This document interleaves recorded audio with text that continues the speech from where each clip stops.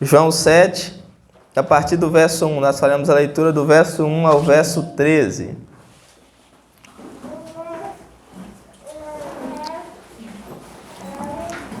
João, capítulo 7, a partir do verso 1 ao verso 13.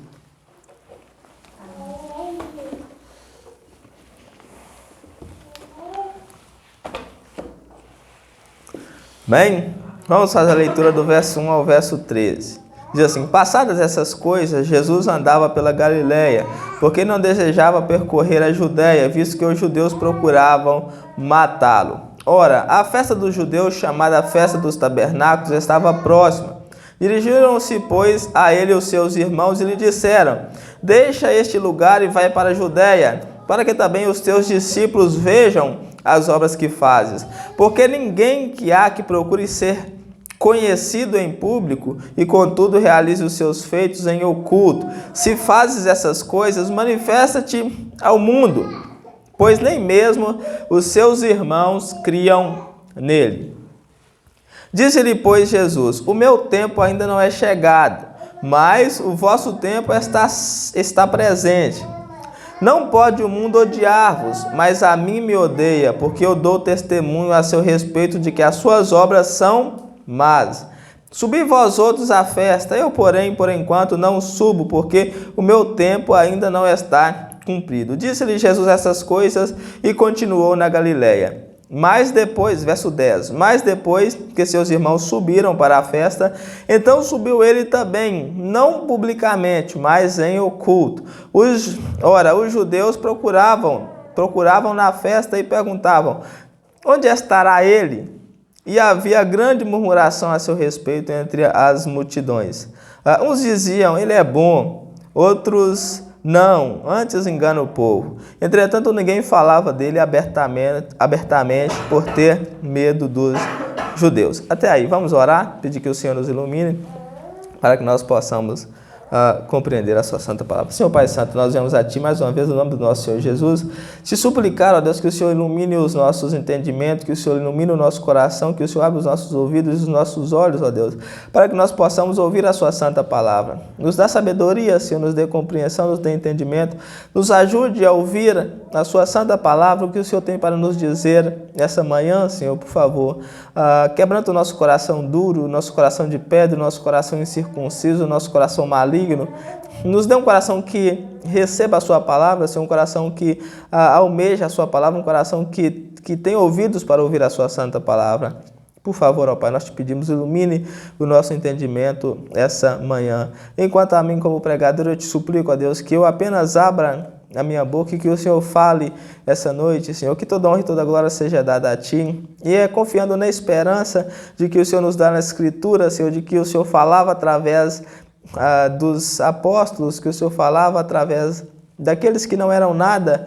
É nessa confiança que eu venho a Ti, Senhor, esperando, suplicando, confiando de que o Senhor também me usará essa manhã para que eu possa anunciar a sua palavra com toda intrepidez, Senhor, sabendo, cônscios da minha pequenez, de que não sou nada, Senhor, que estou aqui apenas como instrumento da sua graça. E é nessa esperança que eu venho a Ti, Senhor, no nome do nosso Senhor Jesus.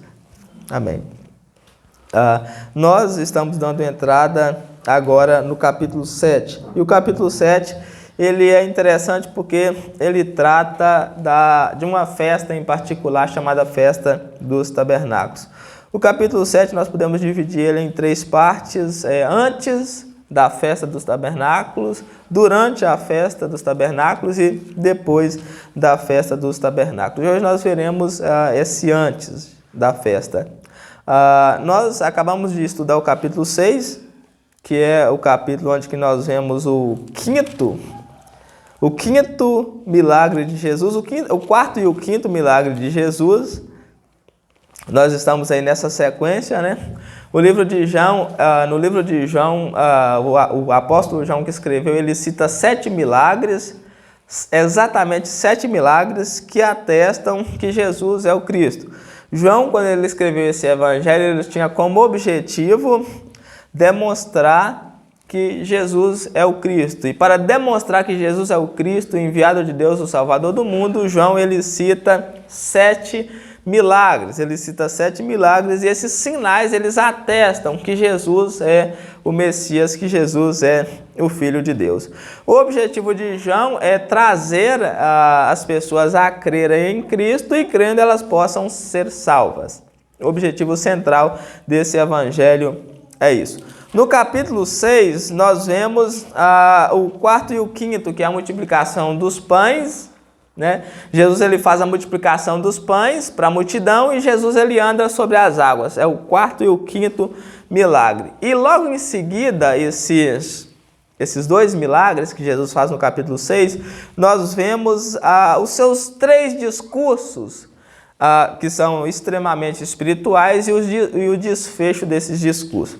Nós vemos que Jesus ele faz a multiplicação dos pães e atravessa o mar para o outro lado, para Cafarnaum. E a multidão, quando percebe que ele não está do lado de cá, vai atrás dele do lado de lá do mar da Galileia, em Cafarnaum. E é nesse local que nós vemos esses 3 discursos de Jesus, que são discursos extremamente espirituais. Esses 3 discursos de Jesus se tratam unicamente de salvação. As pessoas podem falar assim, chega a ser chato, né? Tudo que tem nessa Bíblia, será que é só acerca de salvação?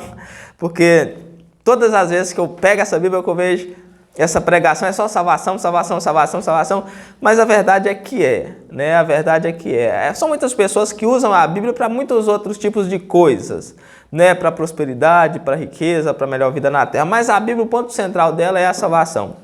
Esses 3 discursos que Jesus faz aqui no capítulo 6, eles têm como objetivo mostrar o caminho da salvação. Ele diz, quem não comer a minha carne e beber o meu sangue não tem a vida eterna. E o ponto central desses 3 discursos é esse, é comer a carne e beber o sangue. Isso que desperta um entendimento que não é o entendimento correto nos judeus, e nós vemos um desfecho interessante acerca desse tema. Ele diz, quem não comer a minha carne e beber o meu sangue não tem a vida eterna. E comer a carne e beber o sangue era crer, né? Crer no que ele fez na cruz. Crer que na sua carne foram castigados os nossos pecados e que o seu sangue foi derramado ali como paga pelos nossos pecados. Os nossos pecados são caros, nós precisamos pagar por eles. Então Deus manda Cristo na cruz. Ele morre e quem acredita, quem crê que ele morreu, tem os seus pecados pagos. Quem não crê vai pagar pelos seus pecados. E nós sabemos que é da pior forma possível, né? Que é a eternidade no inferno. Logo após Jesus ter feito esses 3 discursos espirituais, que trata do pão, ele afirma, né, expressamente, eu sou o pão que dá a vida, eu sou o pão do céu, eu sou o pão vivo que desceu do céu. A multidão, ela o abandona. A triste realidade é essa. A multidão, ela não queria o espiritual, ela queria o material. Quando Jesus fez a multiplicação dos pães, que elas comeram e encheram a barriga, elas gostaram muito, foi atrás dele. Quando ele falou que ele era o pão que dava vida, ou seja, aqui nós vemos uma transferência do material para o espiritual.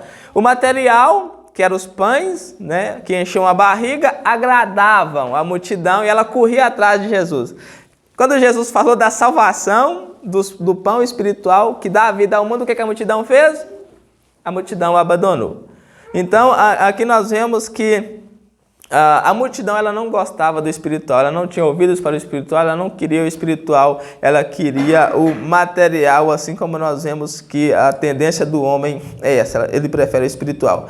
E nós vemos também que os discípulos verdadeiros, quando a multidão se retirou, Jesus olha para os 12 discípulos, os 12 discípulos que andavam com ele, e diz, vocês também não querem ir? Já que a multidão, já que todo mundo foi embora, já que ninguém quis o espiritual, já que ninguém quis a vida eterna, já que ninguém quis a salvação, já que ninguém teve ouvidos para ouvir acerca do espiritual, vocês também não querem ir embora? Mas os verdadeiros, nós sabemos que são verdadeiros, né? Pedro diz, para onde nós vamos?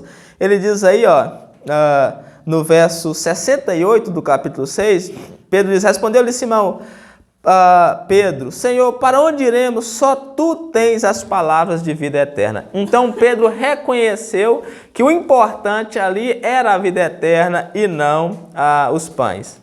Ele entendeu que o que valia era o espiritual e não o material. E por que o espiritual é mais importante do que o material? Porque o material, não importa o quanto que você tem, ele vai acabar, ele é pó e vai apodrecer e você não consegue levar nada.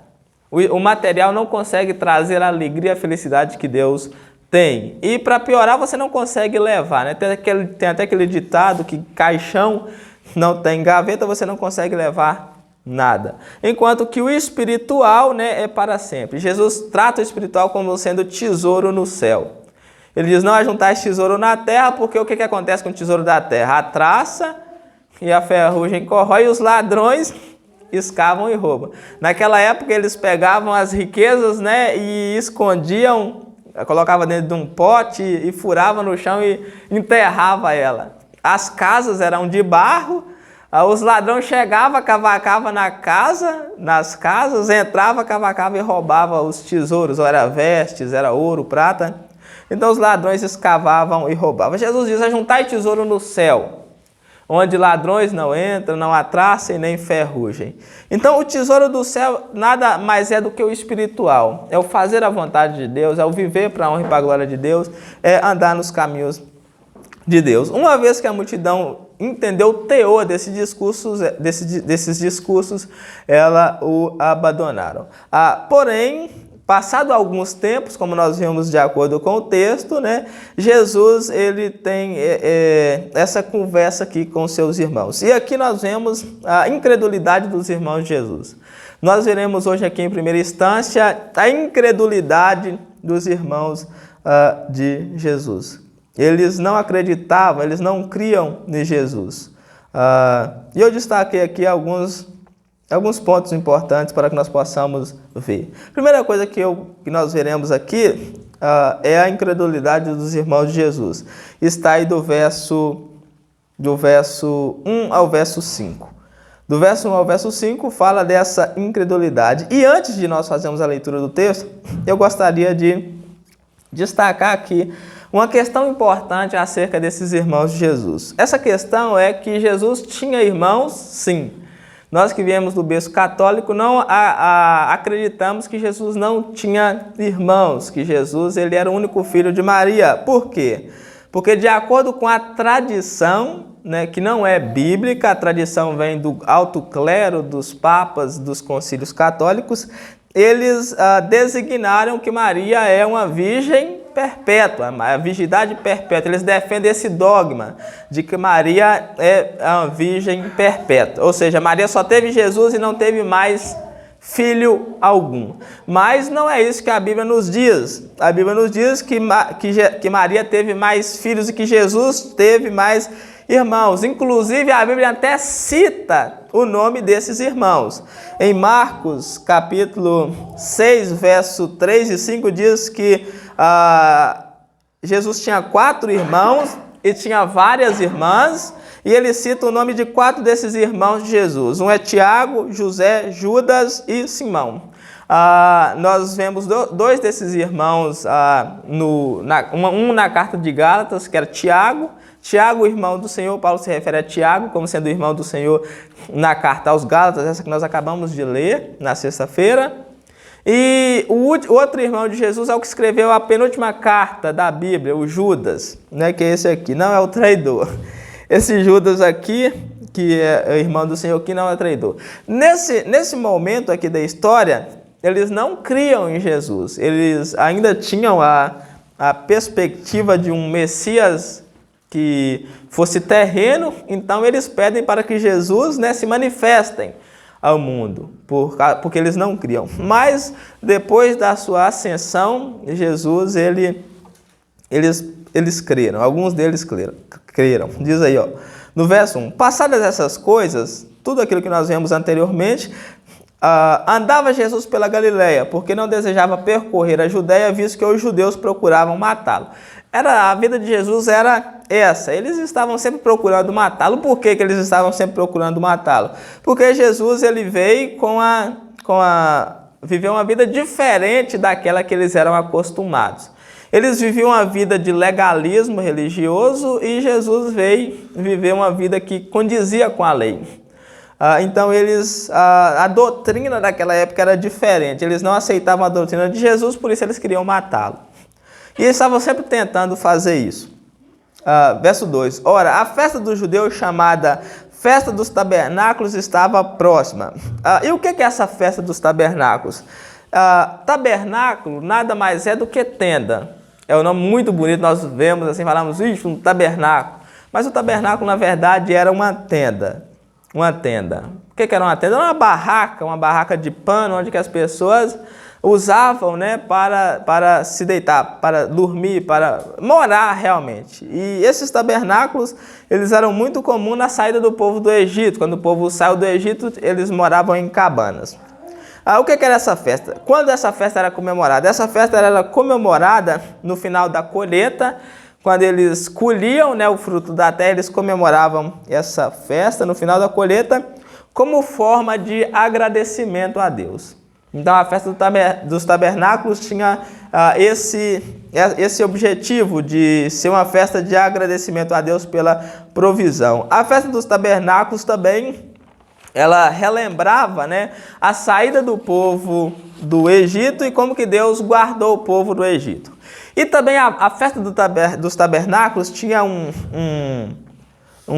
objetivo que eu acho que é um dos mais interessantes. O que acontecia na festa do tabernáculo? Nas festas dos tabernáculos, as pessoas durante uma semana, elas deixavam as suas casas, as grandiosas casas, e iam morar em tendas durante 7 dias. As pessoas saíam das suas casas e iam para Jerusalém morar em tendas durante 7 dias. Por quê que elas faziam isso? Por que Deus requeria isso delas? Por que Deus ordenou essa festa? Para que as pessoas vissem o quanto que a vida é passageira. Né? Quando elas estavam ali morando na tenda, elas viam que elas não tinham nada, que elas vieram sem nada, que elas não iam levar nada. Então, a festa do tabernáculo, elas tinham essa característica de demonstrar para as pessoas que elas não trouxeram nada e que elas não iam levar nada, porque muitas pessoas ficavam apegadas ao material.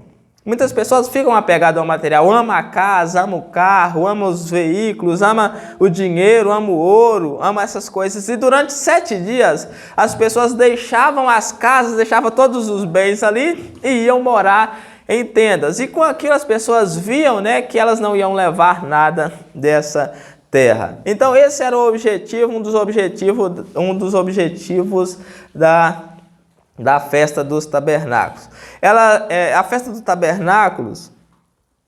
A festa dos tabernáculos era uma das 3 principais festas, que era tabernáculo, Pentecostes e Páscoa. Eram as 3 principais festas dos judeus. Todas elas duravam 7 dias e era ordem. Deus ordenava que os judeus iam pelo menos em uma dessas festas durante o ano. Eles precisavam ir pelo menos uma dessas festas. Então é nesse cenário aí que está o nosso texto. Ele diz aí no verso 2, ora, a festa dos judeus, chamada Festa dos Tabernáculos, estava próxima.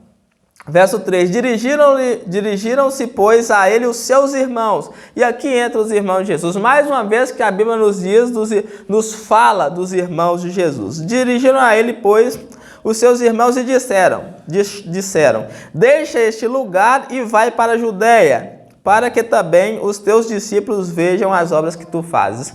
Então os irmãos de Jesus pedem para que ele deixe a Galileia e vai para a Judéia, se apresentar no meio daquela multidão, se apresentar como Cristo. Os irmãos também não tinham conhecimento, eles não compreendiam acerca da obra de Jesus e queriam que Jesus se manifestasse ao mundo como sendo Cristo. Aí eles dizem no verso 4, porque ninguém há que procure ser conhecido em público e, contudo, realize os seus feitos em oculto. Se fazes essas coisas, manifesta-te ao mundo. Os irmãos falam dessa maneira para Jesus, seus irmãos, né? Não há ninguém que procura ser conhecido, como se Jesus procurasse ser conhecido, né? Muito pelo contrário, Jesus sempre procurou passar o mais desapercebido possível. Né? Jesus, quando ele curava alguém, ele dizia, não vai contar para as pessoas, para não fazer aglomeração como fazia, mas não tinha jeito, eles sempre contavam. Mas o objetivo aqui dos irmãos era que Jesus se manifestasse como sendo o Cristo. Todos sabiam que um dia o Cristo viria e que instauraria um reino. Ele instauraria um reino que duraria para sempre, um reino de paz, de alegria, um reino de gozo, um reino onde que Jerusalém reinava sobre o mundo e os judeus reinavam. Então os irmãos tinham essa visão. Eles queriam que Jesus instaurasse esse reino ali, mas eles... o texto nos diz aí no verso 5 que eles não criam. Verso 5, pois nem mesmo os seus irmãos criam nele. Então até os seus próprios irmãos não criam nele. Os irmãos, eles dão um conselho que não é um conselho que é agradável. E nós vemos que Jesus não segue esse conselho. Por que Jesus não segue esse conselho? Porque ainda não era chegada a sua hora. E todos nós já sabemos que o objetivo de Jesus não era se revelar como um Cristo aqui na terra, como o Cristo que os judeus esperavam. Mais uma vez, o objetivo de Jesus era salvar. Ou seja, a obra de Jesus não era se assentar num trono em Jerusalém, reinar sobre o mundo inteiro, ter um exército invencível, andar sobre um cavalo branco e reinar sobre todo mundo. O objetivo de Jesus não era esse. O objetivo de Jesus era salvar, instaurar um reino espiritual onde que as pessoas se engajavam nesse reino pela fé e assim essas pessoas pudessem ser salvas. E foi o que ele fez. Morrendo na cruz, ele instaura esse reino de maneira que todas as pessoas que creem nele faz parte desse reino e tem a vida eterna. Então esse era o objetivo de Jesus. Esse era o objetivo desconhecido pelos seus irmãos, e os seus irmãos não criam nele aqui a princípio. A princípio eles não criam. Então esse foi o primeiro ponto. Nós vemos que os seus irmãos, eles não creram. Por que não creram? Porque tinham uma visão terrena. O grande problema para as pessoas crerem em Cristo é justamente essa visão terrena. As pessoas, elas não conseguem ver além do que os seus próprios olhos conseguem ver. Elas não conseguem ter uma visão além do alcance. Todas as pessoas que não conseguem ter uma visão além do alcance, elas não conseguem crer em Jesus, porque a vida dela gira aqui. Entenderam? A vida da pessoa gira aqui. Todas as pessoas que a vida dela gira dentro desse pequeno planeta, num universo gigantesco, essa pessoa ela não consegue crer, porque a vida dela é limitada a esse mundo, como o próprio Senhor Jesus nos diz. Os seus irmãos, até esse ponto, eles tinham uma visão limitada. Uma vez que eles creram no Senhor Jesus, Jesus abriu os olhos. É o que nós vimos em Efésios na sexta-feira passada. O crente assentado nas regiões celestiais, eles têm os olhos de Cristo, ele consegue ver o que Cristo vê, ele consegue ver que essa terra ela é passageira, que ela vai passar e que ele não vai levar nada dela. Ele consegue ver que o mais importante para ele é a vida eterna. Então, por causa dessa visão limitada, eles não criam em Jesus. Nós devemos ter uma visão ampla, nós devemos ter a visão do crente nas regiões celestiais. Nós precisamos pedir a Deus que abra os nossos olhos para que nós possamos crer no Senhor Jesus. Só assim nós seremos libertos dessa caixa que nós nos colocamos, que se chama mundo. E então nós teremos essa visão. Segundo ponto que nós vemos aqui... Segundo ponto que nós observamos aqui, está aí do verso 6 ao verso 10, nós vemos que Deus ele tem tempo para tudo. Deus tem tempo para tudo, ele tem tempo para todas as coisas. E Jesus ele andava segundo essa agenda de Deus. Ele nos dá o exemplo dessa agenda de Deus. Ele diz aí no verso... do verso 6 ao verso 10, os irmãos eles queriam que Jesus se manifestasse. Eles queriam que Jesus se manifestasse ao mundo, mas ainda não era chegado a sua hora. Diz aí no verso 6, disse-lhe, pois, Jesus, o meu tempo ainda não chegou, mas o vosso tempo está sempre presente. Jesus diz que o tempo dele se manifestar ao mundo ainda não havia chegado. E aí ele diz, o seu tempo sempre está presente porque vocês fazem o que vocês querem, na hora que vocês querem, da maneira que vocês querem. Comigo é diferente. Aqui nós vemos algo interessantíssimo. Jesus, né, retrata a vida do cristão. A vida do cristão, ele não faz o que ele quer, do jeito que ele quer, da maneira que ele quer, a hora que ele quer. Ele tem um tempo. Deus tem um tempo para a vida dele. E Jesus diz, o meu tempo não é chegado, mas o seu tempo está sempre aí. As pessoas que não vivem de acordo com a vontade de Deus, o tempo delas são elas mesmas que fazem. Elas fazem o que elas querem, na hora que elas querem, da maneira que elas querem. Jesus diz isso para os seus irmãos. Disse depois Jesus, o meu tempo ainda não chegou, ou seja, o tempo de eu me manifestar ao mundo ainda não chegou, mas o vosso tempo sempre está presente. Em outras palavras, né, Jesus está dizendo, eu ando segundo essa vontade de Deus, eu ando segundo o tempo de Deus, mas vocês, o seu tempo sempre está aí, vocês fazem o que vocês querem, na hora que vocês querem, da maneira que vocês querem. E ele continua, ele diz, não pode o mundo odiar-vos. Isso aqui é interessante, presta bastante atenção. Mas a mim me odeia, porque eu dou testemunho a seu respeito de que as suas obras são más. Jesus diz que não era tempo dele se manifestar, não era tempo dele subir para Jerusalém e que o mundo não poderia odiar os seus irmãos, mas ele odiava, porque ele dava testemunho do mundo. E aqui nós vemos algo interessante. Por que o mundo odiava Jesus? Por que o mundo odeia aquele que é contra ele? Jesus diz, porque eu dou testemunho a respeito de que as suas obras são más. Para que você entenda melhor isso, o que é dar testemunho das obras más é uma pessoa estar fazendo algo errado e você chega para aquela pessoa e diz que ela está fazendo algo errado. Aquela pessoa não vai gostar, não é verdade? Aquela pessoa vai ficar muito com raiva, aquela pessoa pode chegar até te odiar por causa disso. E é isso que Jesus fazia. A pessoa que não testifica acerca das obras más de outra pessoa, aquela pessoa fica muito bem com ela, não fica? É a situação aqui dos irmãos de Jesus. Eles não davam testemunho do mundo, eles não diziam que o mundo era mau. Jesus, porém, dava testemunho a respeito de que as suas obras eram más. Todos aqueles que pregam a palavra, que traz a palavra de Deus e que, através da palavra de Deus, manifesta o pecado do mundo, o mundo odeia. O mundo odeia todo aquele que fala contra ele. É o caso de Jesus. E Jesus já diz que nós devemos esperar isso. Se um dia, todos nós, um dia que nos tornamos cristãos, que vamos dar testemunho acerca das obras más do mundo, devemos esperar o ódio do mundo. Jesus diz, e odiado de todos serão por amor ao meu nome. Então é algo normal do cristão ser odiado, ser rejeitado por amor do seu nome. Mas e se eu não estou sendo odiado, se eu estou sendo aceito?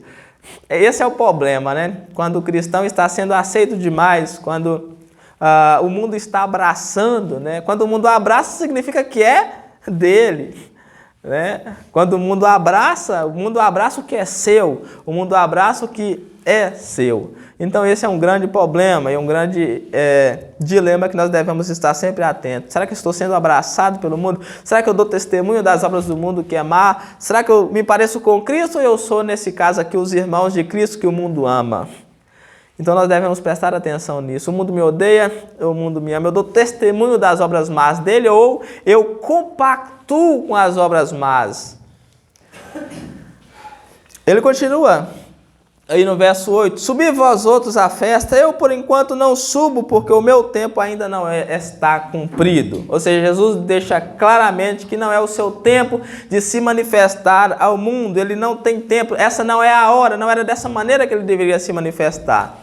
Ele não veio para reinar, ele veio para morrer como um servo no nosso lugar. Verso 9, disse-lhe Jesus essas coisas e continuou na Galileia. Então ele não subiu naquele momento. Naquele momento ele não subiu. Mas aí o verso 10 diz, mas depois que seus irmãos subiram para a festa, eles foram na frente, então subiu ele também, não publicamente, mas oculto. Esse não publicamente mais oculto aqui não é que ele subiu invisível para a festa. Muitas pessoas, Jesus foi invisível para a festa e chegou lá e ninguém viu ele, né? Não é isso. Jesus não foi invisível. Poderia até ir se ele quisesse, né?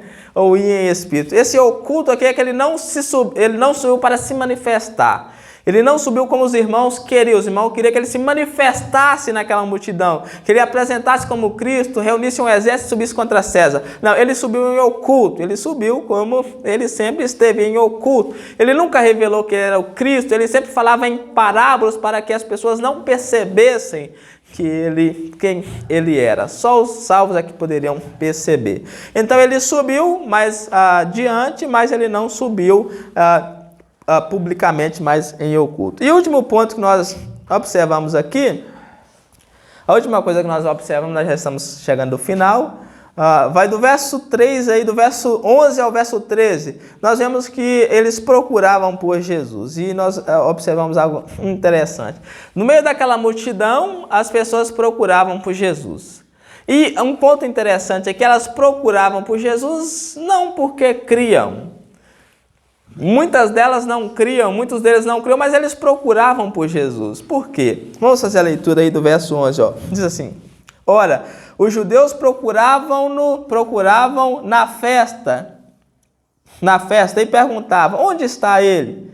E havia grande murmuração a seu respeito entre a multidão. Olha aí, ó. Uns diziam: ele é bom, e outros: não, ele engana o povo. Então a multidão estava dividida. Uma parte dizia: ele é bom, e a outra parte dizia: não, ele engana o povo. E aqui nós vemos o problema. Entretanto, ninguém falava dele abertamente por ter medo dos judeus. Aqui até aqueles que criam, que achavam Jesus bom, tinha medo de falar abertamente por causa que temiam os judeus. E aqui nós vemos o grande obstáculo das pessoas a aceitar a fé. As pessoas até sabem que Jesus é bom, que Jesus é o Salvador, mas por receio de outras pessoas, por temer outras pessoas, elas não aceitam a Cristo, elas não aceitam a sua fé. Diz o verso 13: entretanto, ninguém falava dele abertamente por ter medo dos judeus. Ou seja, as pessoas até que queriam, né? Nós vemos Nicodemos é um exemplo disso. Ele até que cria no Senhor Jesus. Ele foi procurar Jesus, mas nós vemos que ele foi que ora. Exatamente, ele foi de noite, porque ele não queria ser visto. Se ele fosse visto com Jesus, ele perdia o seu lugar na sinagoga, ele era expulso da sinagoga, ele não podia fazer parte do culto judeu. Então ele vai de noite para não ser visto por Jesus. E é o que nós vemos, muitas pessoas ouvem a palavra e até compreendem, mas porque tem receio, elas não aceitam, tem receio da família, tem receio dos amigos, tem medo do que as pessoas vão dizer, tem medo do que as pessoas vão dizer: ó, fulano virou crente, né? E nós ouvimos muito isso: fulano é crente. Quando você está com a moral lá em cima, a pessoa olha para você e lembra, né, do passado e tá com aquele papo, com aquela alegria, e você fala assim: moça, agora eu sou crente, eu converti, aí, ó, lá do pico desce lá para baixo. A pessoa já começa a deixar você para escanteio, né? Que nem nós vemos hoje. Então é assim, muitas pessoas por receio, por temor das pessoas, não aceitam, não abre o coração, não dá ouvidos, não aceita, não confessa Cristo publicamente. E isso aí é algo terrível, porque o próprio Senhor Jesus diz que quem não testificar dele diante dos homens, ele também não testificará diante do Pai. Se você negar ele diante dos homens, ele também te negará diante do Pai. Isso aí é a pura verdade. É por isso que nós não podemos ter medo de nada. O que importa é Cristo. O Cristo é tudo para nós. A vida eterna é tudo para nós. Não importa quem ou o que as pessoas vão dizer. O que me importa é eu consertar a minha vida com Cristo. Que nem Deus manda falar para o rei Ezequias: acerta a sua vida, porque o quê? Você vai morrer. Coloca a sua vida em ordem, porque você não vai escapar.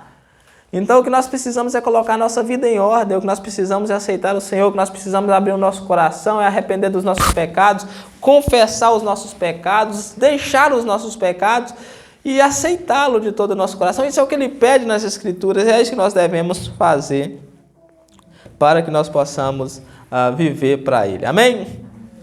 Glórias a Deus. Que Deus seja louvado. Então vamos a orar e agradecer a Deus por mais essa oportunidade que Ele tem nos dado. Senhor Pai Santo, mais uma vez nós viemos a Ti no nome do nosso Senhor Jesus Cristo e agora te agradecer, Senhor, por mais essa oportunidade que o Senhor nos concedeu de estarmos reunidos aqui hoje para louvar, para bendizer, para adorar o Seu santo nome. Muito obrigado por essa oportunidade, Senhor, muito obrigado por nos dar a graça de começarmos esse dia tão bem, Senhor, começarmos esse dia com um culto de louvor e adoração ao Seu santo nome, onde que nós ouvimos a Sua santa palavra, onde que nós ouvimos os caminhos que o Senhor quer que nós traçamos, Seus caminhos de salvação.